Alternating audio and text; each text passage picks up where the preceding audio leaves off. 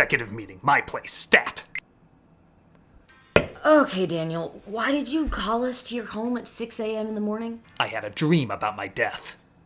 As a producer. You called us here for a dream? When I was put in charge of Sony's Cinematic Spider-Man division, I aimed to make our movies a success. And you have. Your Venom movies are hits. Your idea to fix the Spider-Man movies by removing Spider-Man has paid off. But I had a premonition it's going to fail. Impossible. The internet is thrilled for our next big hit. Morbius. Yes, all of the comments are saying it's the most movie of the year. What does that mean? I don't know, but it's all over the place, so it must be good. I am concerned about our next production, Madam Web. It's going to be a disaster. How could it be? Our executive meddling is all over it as usual. Exactly. People are catching on. Constant interference leading to awkward editing and acting. Desperately placed product placements. Even the star of the movie will throw us under the bus. Don't worry, Daniel. We have a failsafe. We just redub people's lines when they're not looking at the camera. It disguises all our rushed rewrites and nobody ever catches on. I'm just afraid we're gonna abuse it and it's going to catch up with us. Look, Daniel. The Spider-Man villains are some of the most popular and iconic villains ever. That's why it makes sense to focus on the ones the general public know very little about. When they see what we can do with Madam Web, imagine how they're gonna react when we do something with bigger characters. Like White Rabbit, the Big Wheel, or Stegron, the Dinosaur Man. I have to break character to see if those are actual villains or not. They are. Okay. I'm telling you, we need to stop it. Look, if we know it's garbage, we'll just lean into it. Yeah, just like our backup plan for if Morbius bombs. We'll just release it again. What do you mean, Pepsi? We'll release it on Valentine's Day, like what Fox did with Deadpool. So couples will say, hey, wouldn't it be ironic if we saw that? Because nothing says I love you more than making it clear I ironically love things.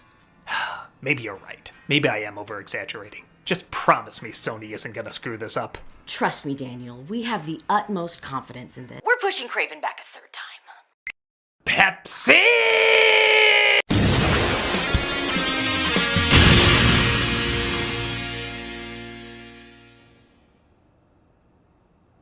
Hello, I'm the Nostalgia Critic guy. Remember it so you don't have to. Say, what day is it? Garbage Day! You're damn right.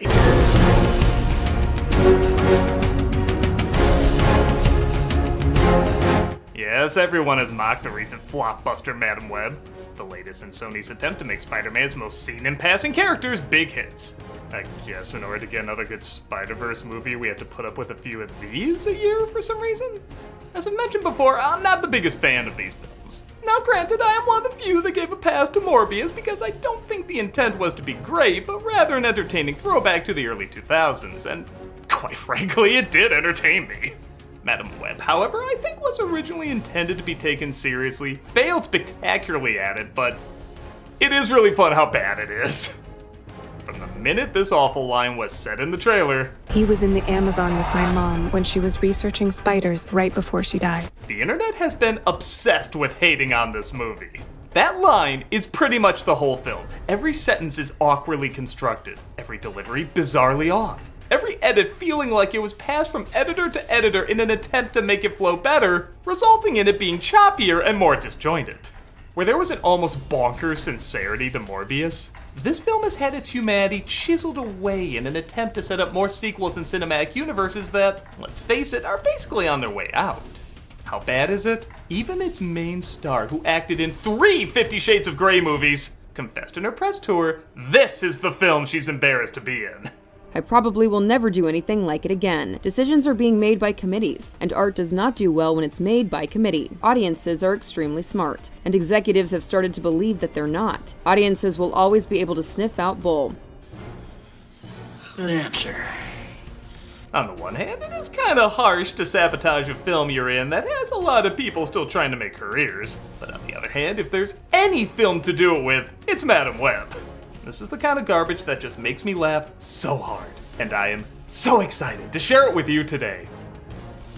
So let's dive into the why, how, and huh of Madam Web.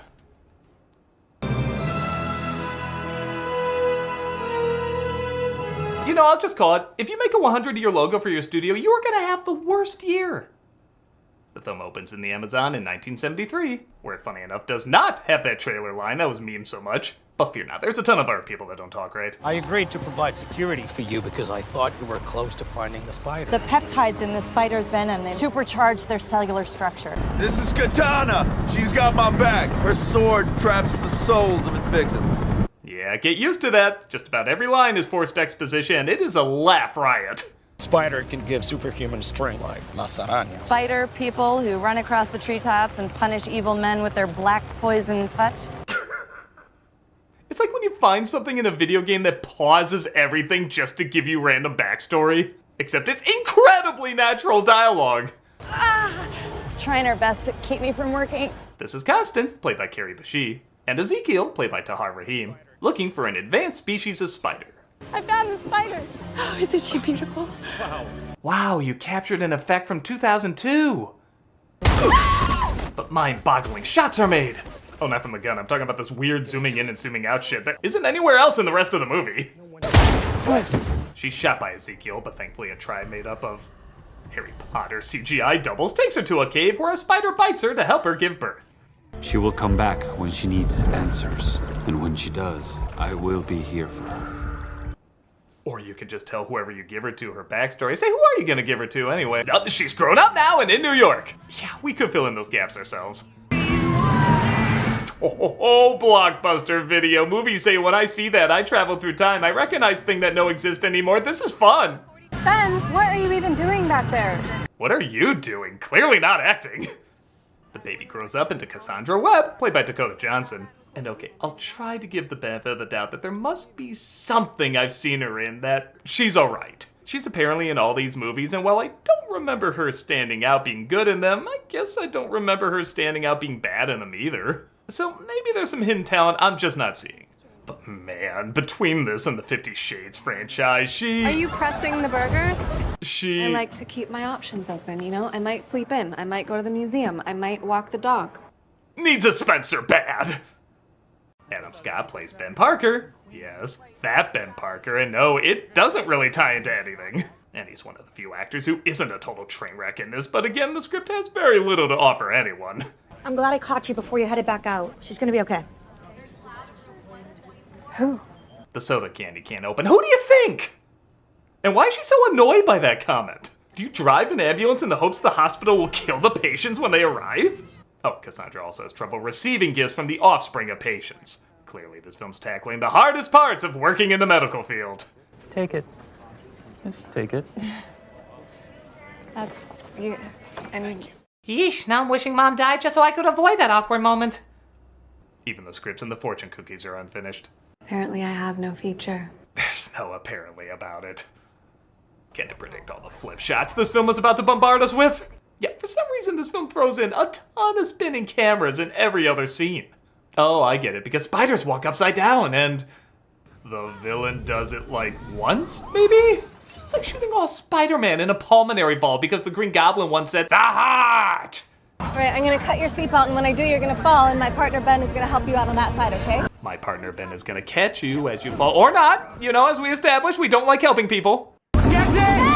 Cassandra falls into the water and has a near-death experience where she sees... Well, to be fair, this takes place in 2003. The effects might as well look like they're that old. She suddenly relives events that are about to happen, almost as if going through a fit of deja vu, except she can change the outcome. With the exception of constantly reminding you it is, in fact, 2003. I just want to go home and watch Idol. My premonitions say I have to before Simon becomes a melting candle of Ron Perlman from Beauty and the Beast. Meanwhile, Ezekiel meets up with a lady at the opera and he invites her over to his place. He has a dream, though, of being kissed by the spider women who ultimately end up killing him, which he believes is a premonition for how he's gonna die. Bad dream? It's not a dream.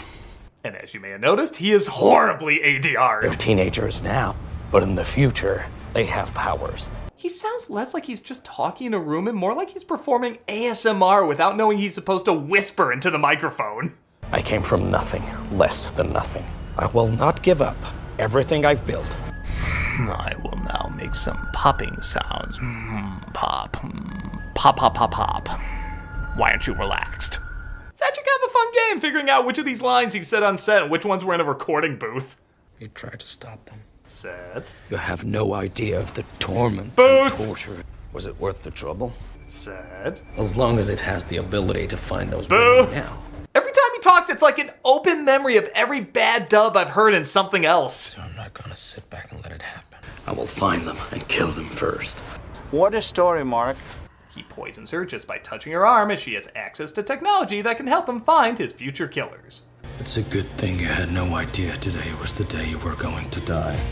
Those are words that a writer thought people say. I mean, come on, they even used the trademark of amazing dialogue. Well, as you know, the protocol is it even worth bringing up how lame this line is anymore? Bad writers are still gonna use it. Instead of me once again saying if the character knows, then why are you saying it? Let's add it to the ever-growing list of bad films that coincidentally always use this line. As you know. As everyone knows. As you know. As you know. As you all know. As you may know. As you may know. As you know. Why is she telling you then? Cassandra's forced to go to a baby shower where she gives the one delivery I find believable in this, where she's asked to play some baby shower games.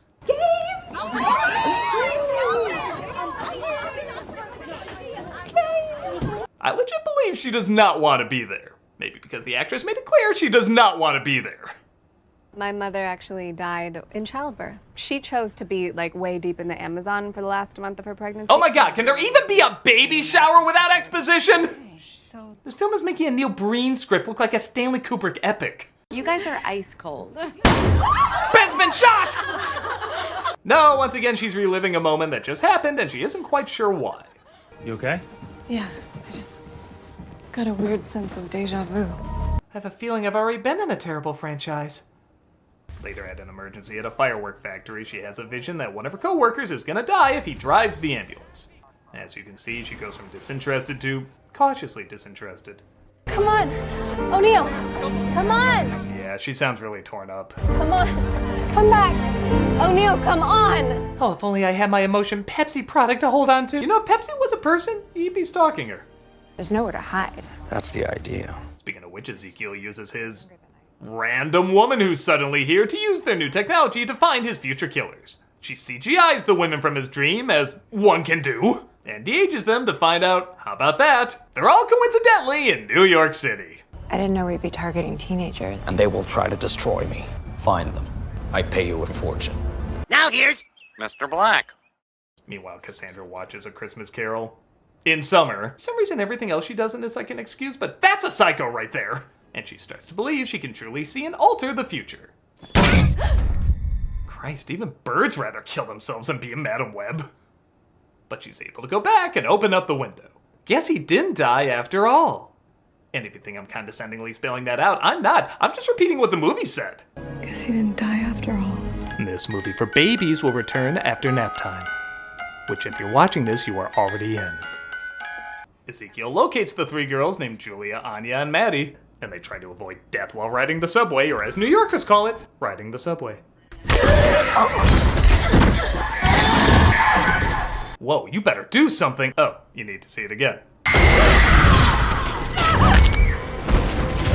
Okay, now you better do something. Okay, one more go. Okay, now you have to do something. Would you want this woman to save your life? She doesn't like helping people, she has no reaction to suffering, and she waits until after you're dead to finally do something. Oh, and she can't open soda cans. I still don't know what's up with that! Get off, you're gonna die if you stay here. She finally tells the three girls their lives are in danger as Ezekiel becomes spider spawn to try and kill him. Oh, I get it. An unborn Peter Parker gets the idea for his costume in the womb of his mother who never saw this guy. No, I can't even stretch a joke out of that. It's too dumb. Get in. What? Get in. She helps them escape and steals a cap despite them not knowing if they can trust her. Anyone who wants to leave can leave. Okay. Sorry, no, you can't. This is still not a kidnapping, okay? By the way, I'm starting a fair. Cassandra takes the girls to the forest as they quickly put together they all know each other in one way or another and are trying to figure out why. You don't think this is weird that we know you? I didn't ask to be doing this with you, and I didn't ask for this to happen to me either. Every scene sounds like it's gonna end with the director shouting on a bullhorn, "Seriously, did anyone read their lines?" Cassandra abandons them. You'll find she does that quite a lot in this movie to find some answers. Be, like a Girl Scout girl. Be that. Cassie! Every line is deliver like a Karen, having a mental breakdown but poorly disguising that she's having a mental breakdown? Can we trust you? Don't do dumb things. Wow. There's Stockholm Syndrome, and then there's Gothenburg, Lund, Malmo. Pretty much every major city in Sweden syndrome. Yep, there's no way to track you now. Why do they need a supercomputer to find her? Ezekiel could literally shout out the window, "Hey, Cassandra," and she show up with the 3 girls and a bullet ready for each one. Research on Amazonian spiders. She finds out what we already know, that the spiders gave both her and Ezekiel powers. And seeing how nothing is stuck to her hands throughout the entire film, I think we can put together how this joke is gonna go. No, I just have a spider's ability to see into the future. But wait, what if I forgot this was 2003? It's so sad about Martha Stewart. Thank you. I got confused and thought this was medieval times. They decide to go to a 4-star diner in a 1-star movie, and I know we've been kidnapped, but those boys are cute. We should go over there and talk to them. Should we? We can't. Maybe they can dial 911 for us. Yeah, whatever you guys are arguing about, I'm sure you're both making really good points. I love how they try to give these girls personality, but it's basically just one lazy trait per character, and the traits only get lazier as it goes down the line. Julia has trouble making choices. Anya has smart stuff sometimes. And Maddie, eats a lot. Bring us some sandwiches. We should get dessert. Who's got the jerky? You ate it all. Keep it coming. You also ate all mine. Yeah, she really looks like she stuffs her face every second she gets. I believe Daria and Jane's all pizza diet more than I do her metabolism. Possible sighting in Churchill, New Jersey. Ezekiel finds their location. Hey, take your shoes off. They just vacuumed the city. And he makes his way there at the same time Cassandra does. Do a barrel roll! But it turns out this is all a vision of what could happen. This track is going to be huge. Are you in the zone? This is Britney Spears. You know, why don't you just have someone randomly walk up and smack you in the face saying, "It's 2003! Okay, I'm sorry, I have to dance. Yeah, not sure what my thoughts are on being abducted, rescued, hiding from a killer, or dancing at a table. My motivations are shaky! Don't even pretend that you're cooler than Britney. I know you know the words. Wait, if the DJ said it's not a hit yet, why would she know the words? Oh, that's just 2003 clever for you. Ezekiel tries to kill them, but Cassandra runs them over. Oh no, her skateboard! That was important to leave in. And they recreate the exact same driving shots from earlier, even sitting in the exact same spots. Yeah, they shot this movie in a day. So much for not needing a babysitter. Do you guys think of anybody but yourselves? I'm so sorry. You should be so sorry. You are the worst victims of abduction I've refused to hand to the police. Why are they with her?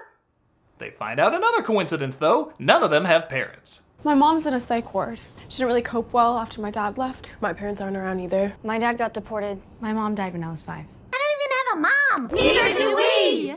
She leaves him again to go back to the scene of the crime where Ezekiel, through the magic of the editor acting drunk, gives a more poorly dubbed exposition. In the future, I've become much more. In the future, they will destroy me. Refer to me by the name Betty. No one survives once enough poison enters their system. This dude's voice sounds like a Captain Planet villain. Tell me where they are. I shall destroy the Planeteers, avenge loot and plunder, and not separate recyclables. She returns, does the service of teaching CPR, but it's in this film, so nobody's gonna see it, and proceeds to abandon them once more.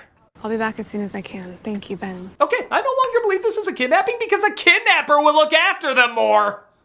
She makes her way to the Amazon where the tribe, I guess, updated their wardrobe. The thought occurred to us, we look silly. And tries to explain her past. His motives were selfish. He used your mom to find us. But because he stole the spider, he was cursed. Was he saying that line as he was entering the cave? His voice only has an echo. He used your mom to find us. But because he stole the spider... Did they really think the audience wouldn't understand the idea of editing, so they put in an echo mid-line? Like I dream a genie just teleported him there while they were talking. He used your mom to find us. But because he stole the spider, he was cursed. He helps her understand her powers and clearly not her acting. Why did you hate me so much? Why is it so mean? And hey, we don't want to repeat the same tired Spider-Man phrase audiences are sick of. We respect you too much for that. So let's give them something really new, really challenging, a brand new point of view that'll turn everything you know about Spider-Man's universe on its head. When you take on the responsibility, great power will come. You know, I just get an image of all the writers on this movie. I mean, just dozens of them. They're all wearing lab coats and they're looking at this chalkboard of that famous phrase and they're just thinking for hours, for days on end. They're not even writing the rest of the movie, and that clearly shows they're just looking at this one phrase and they're thinking to themselves, man, how do we create something as grand and important and simple as that, but we just completely offer something brand new, just a completely new spin that just blow everybody's minds, and they're all thinking for days and days, weeks and weeks, years, they're trying to figure this out, and then just one crazy writer in the back, we all call him Crazy Larry, that's his name, that just everybody, nobody pays attention to him, he's just nuts, he just suddenly gets an idea, tells everybody to shut up, everybody just shut up, wait a minute, look, do you see what I see? What if we just...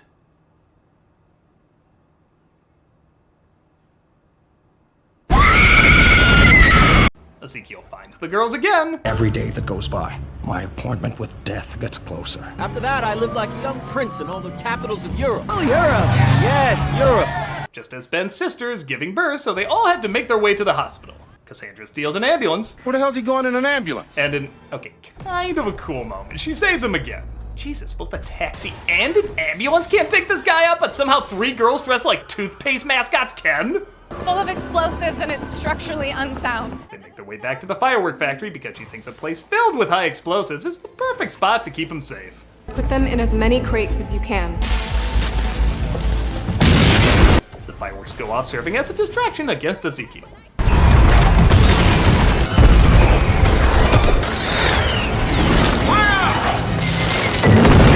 But Ezekiel manages to corner them. You still can't beat me with your mind. You're just like your mother. Work shed. And yeah, we know that line was so mind-blowing, we're gonna let you hear it again. And when you take on the responsibility, a great hour will come. I'm a bigger fan of with bad writing, no viewers will watch. And, of course, what ends up saving the day? Pepsi, obviously!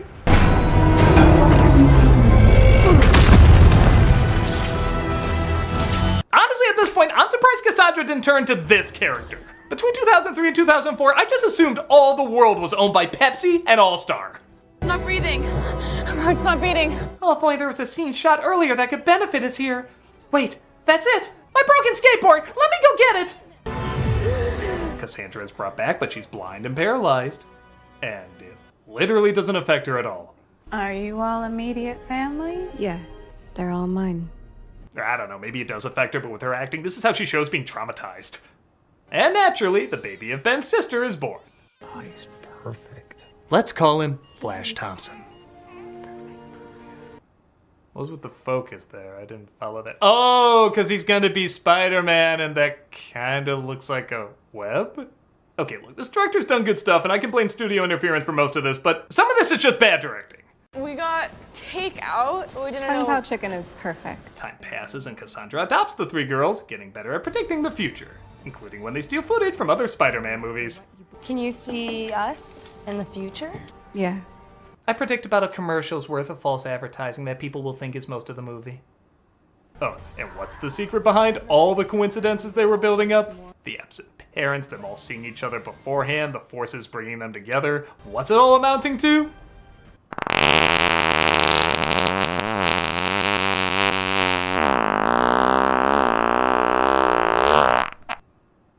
Not a damn thing! It's almost like the script was so bad it became sentient and tried to warn us nothing written in me makes sense. And you know the best thing about the future, it hasn't happened yet. Nor will it.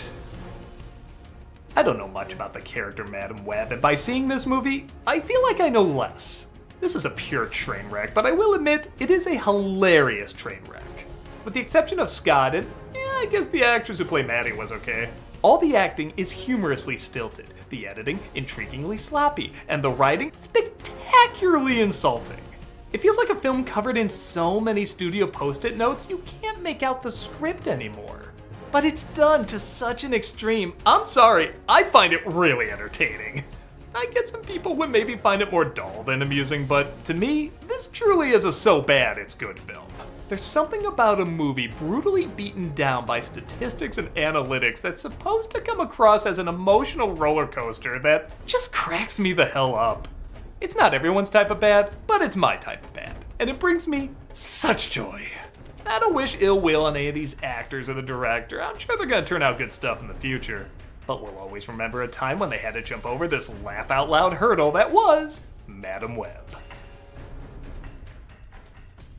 I'm the nostalgia critic, and good luck, Craven. When you take on the responsibility, a great hour will come.